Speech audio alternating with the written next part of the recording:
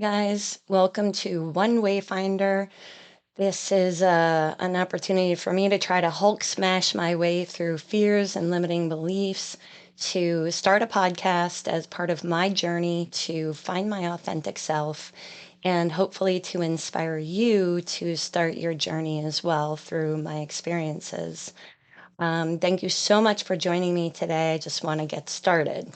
So I'll talk a little bit about how and why I started my journey and then get into a little bit about my path along the way. So I started my journey because I realized that I was unhappy. I was not in a great place in my life. I had poor health going on, just a lot of tension and friction with people in my life, and I really felt the need to look at myself and heal myself in order to sort of have a better experience here on this planet. So anyway, that's why I got started, and I got started. This is sort of the how. I got started because randomly one day I was listening to, I don't know, something on YouTube, and you know how there's like a feed, and then it gives you something that like you might want to listen to. And I just randomly clicked on something that must have had a good title. And I heard this guy speak about basically what it means to be on your journey. And it really appealed to me. And some of the things that he said, um, carve your own road out and, walk without rhythm. Uh, and I thought, wow, this is really interesting because, and finally, one of the other things that he said that really, really intrigued me was that the only person who can actually do this for you is you. And I thought, well, that's one heck of a level of accountability for yourself. And it was exactly what I needed to hear to just go ahead and get started. But some of my challenges with regard to fears and limiting beliefs is actually coming out and doing this and putting this out publicly on a platform with you guys. So I thank you for being here. And as soon as I get this posted, I will have at least started to overcome that fear of being on a public platform. And a few of my limiting beliefs were really challenging with regard to getting started. I truly have had in the past had this belief that I am not creative. I've always been a little bit more sort of like, I guess if you want to say book smart, but not very creative. Anyway, that was a limiting belief that I had. And so I probably wasn't very creative because I didn't think that I could be, or I didn't think that I was. Another limiting belief that I had was actually about technology, because those who know me know that I have a problem with television remotes. So I decided to try to learn what I could around this, podcasting thing, and try to, overcome that sort of familiarity with using technology. I have other sort of technical capabilities, but not with regard to like computers and equipment and things like that.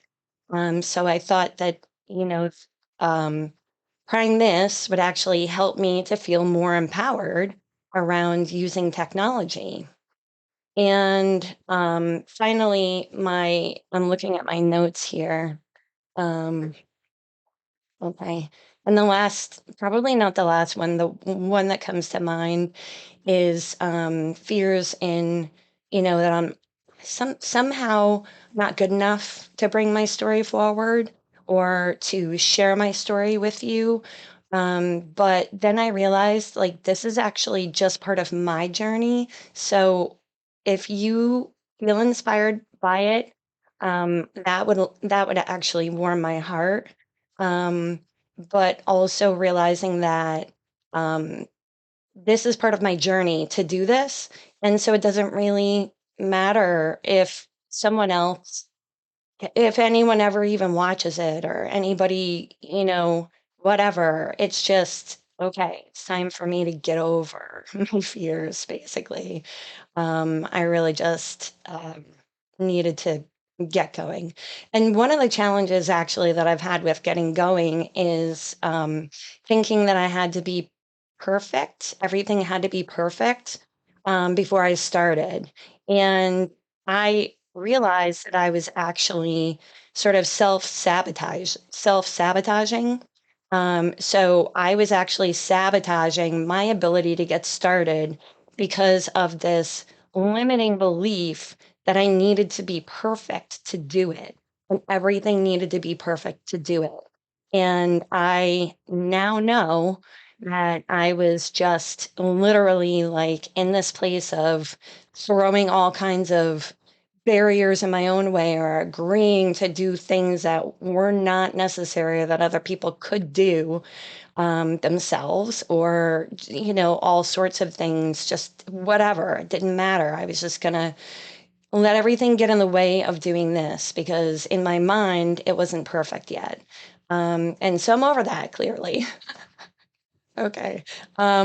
So I guess with regard to what that gentleman had said in the videos, another thing that he said was you'll know more about yourself and who you are not by starting this journey than who you are. And that's actually um, fantastic, right?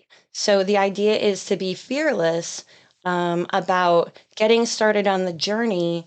And even if you end up finding out more of what you are not or who you are not, you do get closer to who you actually are. And so I thought that was amazing, or I think that's amazing now because that's entirely true. So I just started by doing things that were either interesting to me or trying to be more creative, trying to really just kind of explore around, right? Carve my own road out or carve my own path out, and maybe even walk without rhythm. Um, and so I started with, it's kind of funny. I started with getting some canvases, some of those white canvases from a craft store and paint. And I sat down with my daughter and a friend of hers, and we just painted. My daughter she was like, I'm over this. And so her friend actually stayed with me. She was a teenager at the time.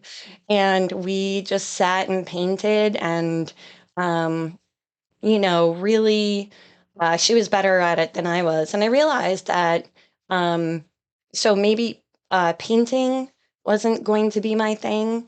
I was pretty clear. But what I really loved actually was the way that the colors came together on the canvas. And so I was just sort of like playing around with those. And there was something about that that totally appealed to me. So that was not something that I thought would come out of it. But it was something that I realized through just getting started and doing something that I had never done before. Another thing that I realized along the way, as I've gone along, if you choose to start your journey, maybe you would do the same, is I actually just started to um, pay more attention to the things that resonated with me and then inquire about why they might actually strike me. What is it that I find interesting about them? So I actually have always loved mandalas, and so I actually found one yesterday. Um, right before I was obviously about to do this fearlessly, jump in and do this. Maybe you can't see it as much. Can you see it now? Getting used to this whole camera thing. Okay. Anyway, I thought it was really cool that it popped up just as I was about to embark on taping. And what I always loved about mandalas is that they have um, a flow to them, a really cool flow, but that they're generally um, I think the idea is that they're geometrically symmetrical. And for some reason that really appeals to me. And I remembered very recently that I used to love to doodle on the top of my notes in class in high school, which I swear I was paying attention. That's my note to all of my high school teachers. I swear I was paying attention. I was listening, but I was also doodling. And so um, a lot of those doodles were actually sort of like mandalas. And I don't think I had ever seen one prior to that. So I jumped in and just kind of said, okay, what is a mandala? What does it mean? That sort of thing. And, that was kind of cool. It brought some insight into my life, just about something that resonated with me. Um, another thing that I absolutely love is music, and I feel like it brings me into the present moment. I will share some music lyrics with you in a little bit, but I realized how much being in the present moment is just so important for me personally in order to sort of um, be on my journey and peel back the layers. And, this is something that, is probably not intentionally on for the first most of my life up until 40, whatever it was that I started this. But I realize now how many things that were before I intentionally started this started to make sense about why I loved those things as I got started on my journey. So that's another thing that is very cool. You get to reflect and think about things like, oh, wow, maybe that's why I loved that so much. So that is, so that's been super cool. So I'll be sharing music with you once I figure out how to do like screen shares and stuff. And I look up like copyright type things. I will start to share with you if I can in the video, and then but I'll do that at the end of this one so that I'm not like busting up the mojo. But anyway, okay, so why one wayfinder? And another part of my journey. The name of this podcast is One Wayfinder. And I was actually thinking about doing this, and I just was going, "Oh, what am I going to call this thing? You know, like what makes sense?" And I don't know. It was so weird. The term wayfinder showed up, and it really it hit home. Especially, it just hit home the term, the word hit home. And then when I looked it up, I was like, wow, that's cool. And that's going to be, in my whatever the title or name of whatever it is that I'm doing here. Anyway, so I looked up Wayfinder, and that was really cool because a Wayfinder, I mean, there's a bunch of different, I would say, cultural, versions of a Wayfinder. But the two that I found, one was Pacific Islanders and two is Vikings, but I'm sure there's a ton more. And essentially, what it comes down to is wayfinding for the Pacific Islanders, that I recall, was that they, would embark on going, obviously, as on islands, they're very much accustomed to being on the sea. And so you would think to yourself, like, how did they navigate before they had technology, right? To get whatever they were going out for. And the Pacific Islanders started with using the stars, the placement of the stars, and the sun. And that's how they would navigate. And also how maybe like waves, they could tell the way that waves were breaking or moving, that they were coming on land, upon land.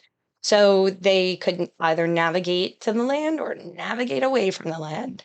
And I'm sure so much of this was passed down from their ancestors, which is, like ancestral knowledge. Like, how cool is that, that they were able to do this without GPS, right? Like, how does anybody navigate without GPS? Anyway, and, obviously they were probably using their intuition as well to guide them along the way, right? Prior to technology. So I just thought that that was so cool. And it's kind of like exactly what I'm doing on this journey is just wayfinding, literally just sort of navigating around um, and trying to use my intuition, think about what resonates with me. Another piece of that is during my journey, I found that I decided that if I was afraid of something, um, that it to actually make that the key reason, one of the key reasons why I would look into something, right? Because a lot of times we grow up with people who surround us who, as part of the process of trying to help someone come up, they instill their knowledge, their beliefs, they have their perspectives based on their context of their upbringing and things that were instilled in them.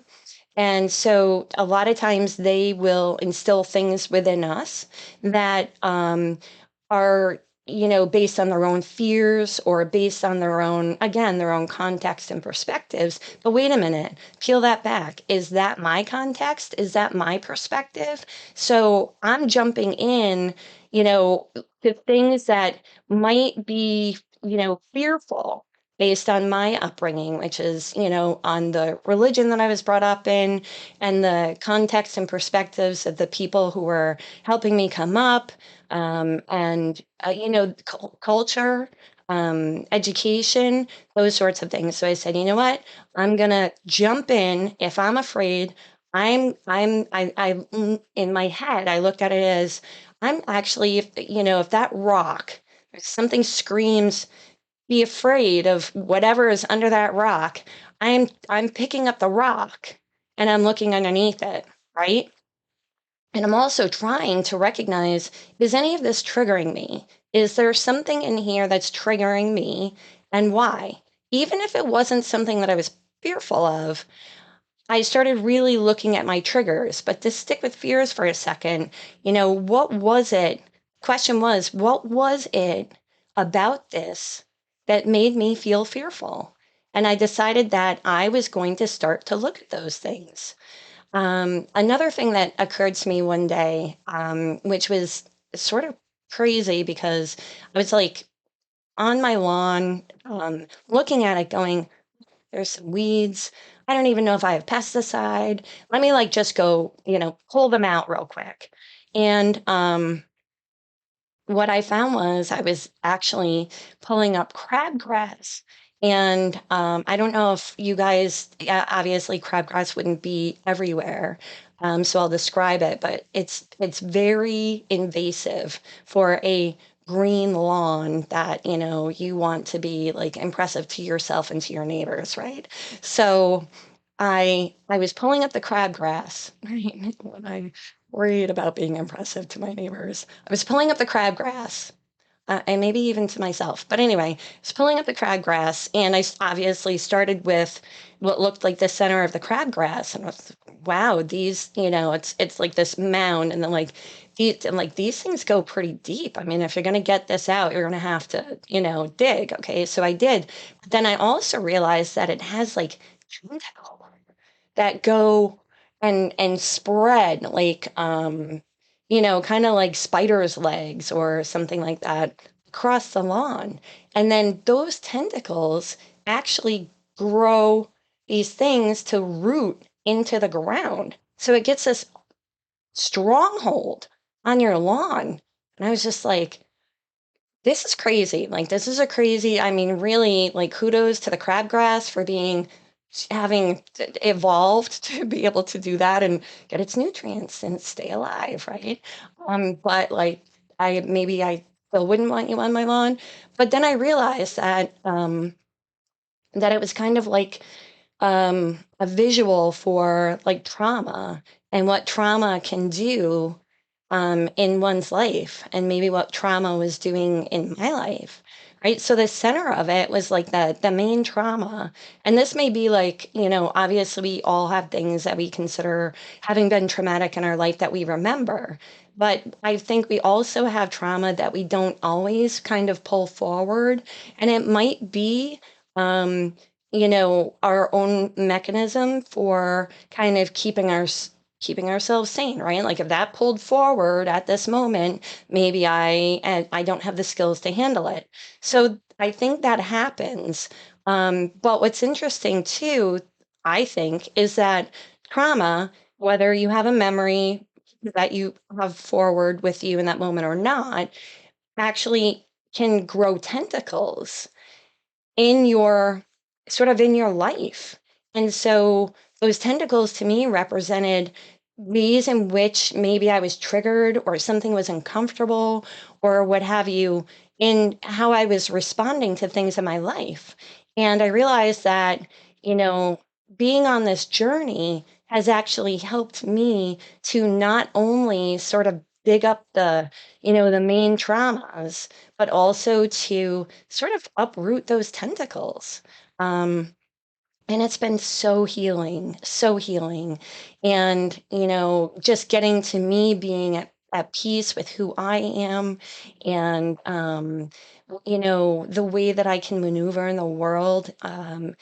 It's been very helpful. So I just wanted to share that with you, my crabgrass story.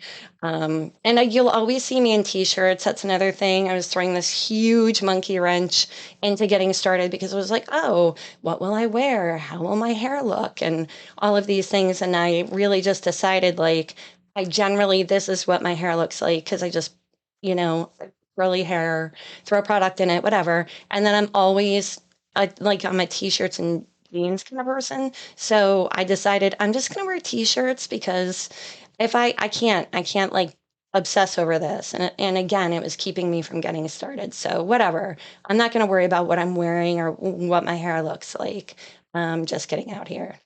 So with regard to kind of all that I just mentioned, and especially the trauma part, and especially the fears, I actually randomly saw this gadget that I totally love. It's a dynamic balancing instrument. Ooh, hold on, getting used to the camera. Dynamic balancing instrument. All right, so check this out. Check this out. This is how I feel, guys. This is how I feel. I have been on my journey, intentionally on my journey since around 2017, and it's the end of 2023 right now. So, 6 years or so. Anyway, so I realized that this gadget was actually really indicative of how I feel about how I can now navigate in my life. So like, let's say like that's me. Or Pedro. Let's just call him Pedro because I don't know why I came up with that, and I'll just stick with it for now until I don't like it anymore. Anyway, so when life happens to Pedro, check out how cool this is, right? I knew how to do like the camera switch to the table view or something like that. But I'm gonna try to be still and hold this and not have it be sideways. So you can see that no matter what life throws at Pedro, he's able to stay on top of this thing. Look, he only has one leg on there right now. He's kind of like, oh, if I can keep this on the camera. Okay, so can you see that, guys? He's only got one leg on what he feels like is sort of the foundation or base of his life, right? Like when you get back to center, it feels good, right? But he's got one leg off of center right now. He's trying to balance something. But the cool part is that it's no bother because not no bother, you get what I mean. But he is so easily back on 2 feet in no time. So you can throw a lot of things at Pedro, and Pedro goes, "What, what? You try to throw at me?" And he's literally not going to fall off. He's so cool. I love Pedro. Okay, so that's Pedro. And that's how I feel, guys. That is totally how I feel. Um, like that. And it's pretty amazing. So I want to get into the music part um, because I really want to share this with you. I was thinking about, music and just because music so inspires me. And I wanted to share some lyrics with you guys. Um, that kind of describe either my life and how I felt in life as I moved probably end up getting a different camera at some point. And whatever. Excuse me, sorry. So you guys probably like I think most of the world knows that song by Four Non Blondes, right? Um, It's so good, and I remember when this came out, and I was, I wanna say in my early 20s, and, I realized I mean, I felt this out of the gate, right? So I'll get into the lyrics, but I felt this song so incredibly strongly, so I'll just read these lyrics to you, because this was actually, where I was at, in my early 20s. So it says 25 years and my life is still trying to get up that great big hill of hope for a destination. I realized quickly when I knew I should that the world was made up of this brotherhood of man for whatever that means. And so I cry sometimes when I'm lying in bed just to get it all out what's in my head. And I am feeling peculiar. And so I wake in the morning and I step outside and I take a deep breath and I get real high and I scream from the top of my lungs, "What's going on?" And then she sings, you guys know, like, I say, that part I won't sing for you, I promise. Well, maybe later when I'm more comfortable. Um, and then she says, and I try, oh my God, do I try? I try all the time in this institution. And I pray. Oh my God, do I pray? I pray every single day for a revolution. And I just thought, and then the refrain again. That was me. That's how I felt. That's how I felt in my early 20s. Um, so then here's another song from I want to say early 20s that you guys might know. It's Hand in My Pocket by Alanis Morissette. And this really actually was generally I felt like my theme song. So she sings, I'm broke, but I'm happy. I'm poor, but I'm kind. I'm short, but I'm healthy. Yeah. I'm high, but I'm grounded. I'm sane, but I'm overwhelmed.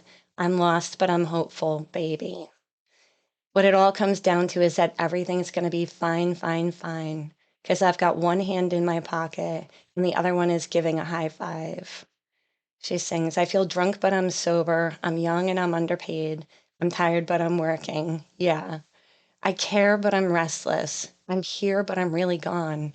I'm wrong and I'm sorry, baby.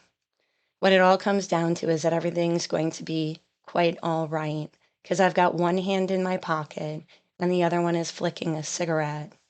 What it all comes down to is that I haven't got it all figured out just yet because I've got one hand in my pocket and the other one is giving a peace sign because I was also a little bit of a hippie. Um, I'm free, but I'm focused. I'm green, but I'm wise. I'm hard, but I'm friendly, baby. I'm sad, but I'm laughing. I'm brave, but I'm chicken blank. I'm sick, but I'm pretty, baby. And what it all boils down to is that no one's really got it figured out just yet. I've got one hand in my pocket and the other one is playing the piano. And what it all comes down to, my friends, is that everything is just fine, fine, fine. because I've got one hand in my pocket and the other one is hailing a taxi cab. Yes. All right, next one. The next one is about this journey. I was raised by hippies, so really have a lot of songs from, those decades. This one's I'm Your Captain, and in parentheses, Closer to Home. And all right, by Grand Funk Railroad. So it says, Everybody listen to me and return me my ship. I'm your captain, though I'm feeling mighty sick. I've been lost now, days uncounted, and it's months since I've seen home. Can you hear me? Can you hear me? Or am I all alone? If you return me to my home port, I will kiss you, Mother Earth. Take me back now to the port of my birth. Am I in my cabin dreaming, or are you really scheming to take my ship away from me? You'd better think about it. I just can't live without it, so please don't take my ship from me. And they end with, I can feel the hand of a stranger, and it's tightening around my throat. Heaven help me, heaven help me, take this stranger from my boat. I'm your captain, though I'm feeling mighty sick. Everybody listen to me and return me my ship. And then at the end, he says, I'm your captain. And then over and over says, I'm getting closer to my home. And I really felt like that is how I feel as I have peeled back the layers. I'm getting to my authentic self, that I'm really getting closer to my home. And it feels good. I'm in a peaceful place. I hope you guys are inspired by this, so maybe you can find your peaceful place too. Okay. The last one is Tiny Riot. I don't know if this has ever been played on on the radio or something like that. I don't know. I don't remember when it came out. It's Tiny Riot by Sam Ryder. But holy smokes, if you're still with me, and I don't even know where to look to see how many minutes in I am. If you're still with me, I sincerely hope that you start a tiny riot for yourself, because I heard this and I was like, wow. I heard it a couple years ago and it totally resonated. And then I thought of it again as I was thinking about songs that really, really inspire me. And this one, holy smokes. So you have to listen to it. Put your headphones on. It's crazy. Start a tiny riot for yourself, okay? It says, There's a feeling, there's a fire, there's a whisper preaching to the choir. Take the leaders and the liars, throw your fears on the funeral pyre. Keep on breathing, don't go under. Keep your ear to the ground, hear the thunder. When the earth quakes and the ground shakes, throw your passion to the wind when the storm breaks. Mother, sister, father, brother, step into the light and start a tiny riot. Stop being so goddamn quiet. Got a spark? I have goosebumps, sorry. Got a spark in your heart, so strike it. Crush your way up here. Turn the pouring rain to a tidal wave and fight it. Got something inside, don't hide it. Like dynamite igniting, crush your way up here. Turn the pouring rain to the wave of a tiny riot. Take the music, learn to use it. Turn it up till your speakers blow fuses. Learn the rhythm, but never lose it. Keep on moving till you know what the truth is. Butterflies can use their wings to turn the wind to hurricanes.